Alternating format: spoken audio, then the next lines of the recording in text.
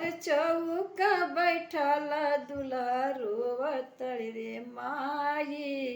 अरे चौका बैठल दूल्हा रोवत रे माई। आज रुपया के कारण पापा बेचल रे माई।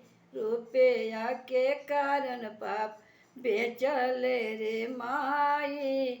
रुपया के कारण अरे चौका बैठल दूल्हा रोवत रे माई।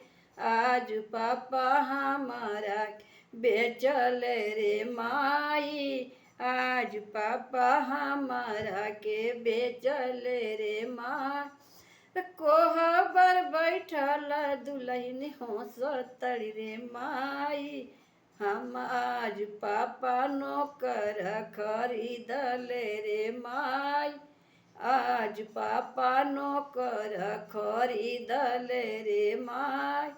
लइका के पापा या हे लइका के पापा भीख मंगा बड़े माई। रुपया के कारण बेटा बेचल रे माई।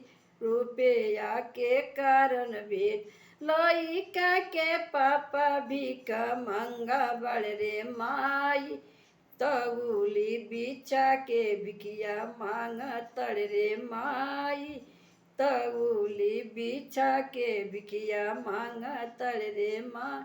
रे लइकनी के पापा यारे लड़की के पापा बड़ दानी बड़ रे माई। तउली पर पैसा लुटावत रे माई। तउली पर पैसा लुटावत रे माई। रे लइका के पापा भीख मंगा बड़ रे माई।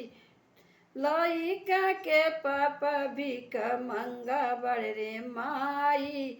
रुपया के कारण बेटा बेचल रे माई। रुपया के कारण बेटा बेचल रे माई। अरे लइकनी के पापा बड़ा दानी बड़ रे माई। लड़की के भैया बड़ा दानी बड़ रे माई।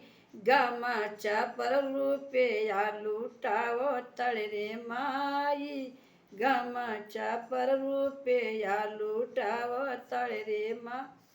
चौका बैठल दूल्हा रोवत रे माई। आज पापा हमारा के बेचल रे माई। रुपया के कारण पापा बेचल रे माई। अरे कोहबर बैठल बेटी हंसत रे माई। कोहबर बैठल बेटी हंसत रे माई। आज पापा नौकर खरीदल रे माई। आज पापा नौकर खरीद अरे लइका के पापा बड़ा भिख मंगा बड़ रे माई। लइका के पापा बड़ा भिख मंगा बड़ रे माई। तउली पर भिखिया जे मांगत रे माई। तउली पर भिखी लइकनी के भैया बड़ा दानी बड़ रे माई। तउली पर पैसा लुटावत रे माई। तउली पर पैसा लुटावत रे माई। तउली पर पैसा